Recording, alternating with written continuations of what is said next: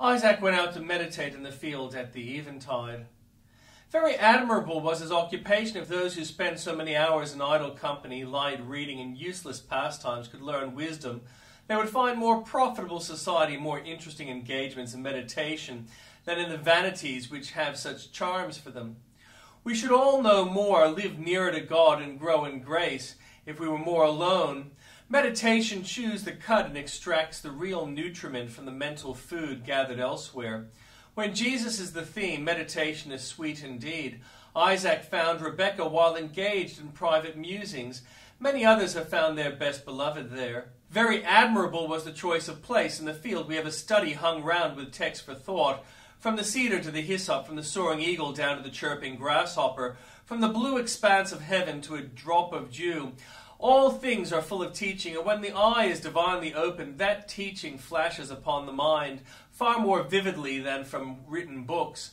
Our little rooms are neither so healthy, so suggestive, so agreeable, or so inspiring as the fields.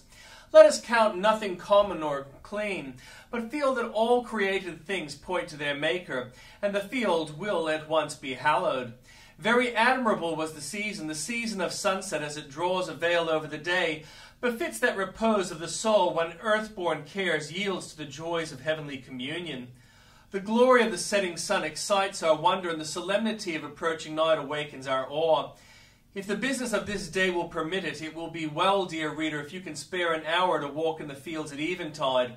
But if not, the Lord is in the town too, and will meet with thee in the chamber or in the crowded street. Let thy heart go forth to meet him. And I will give you an heart of flesh.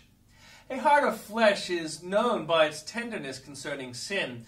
To have indulged a foul imagination, or to have allowed a wild desire to tarry, even for a moment, is quite enough to make a heart of flesh grieve before the Lord. The heart of stone calls a great iniquity nothing, but not so the heart of flesh. If to the right or left I stray, that moment, Lord, reprove. Let me weep my life away for having grieved thy love. The heart of flesh is tender of God's will.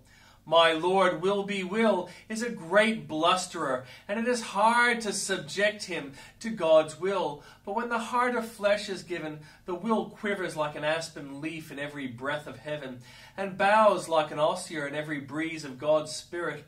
The natural will is cold, hard iron, which is not to be hammered into form, but renewed will, like molten metal, is soon molded by the hand of grace. In the fleshy heart there is a tenderness of affections. The hard heart does not love the Redeemer, but the renewed heart burns with affection towards him. The hard heart is selfish and coldly demands, why should I weep for sin? Why should I love the Lord? But the heart of flesh says, Lord, thou knowest that I love thee. Help me to prove thee more.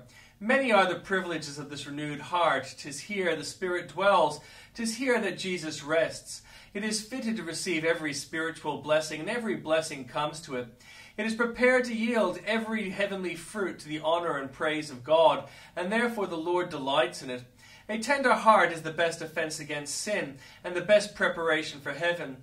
A renewed heart stands on its watchtower looking for the coming of the Lord Jesus. Have you this heart of flesh?